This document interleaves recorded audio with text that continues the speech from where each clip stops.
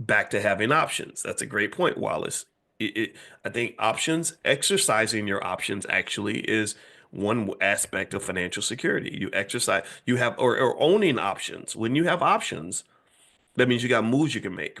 So the question I would ask anybody, for example, if you're stuck on the corporate plantation and you got your income, is to say, do you have options?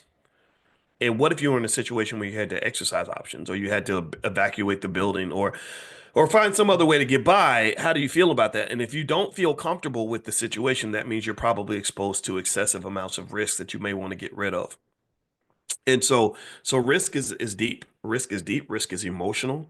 There is perceived risk, which sometimes can be inflated because it may not be as risky as you think. Like, for example, a lot of black people won't invest in the stock market because they perceive it to be riskier than it actually is.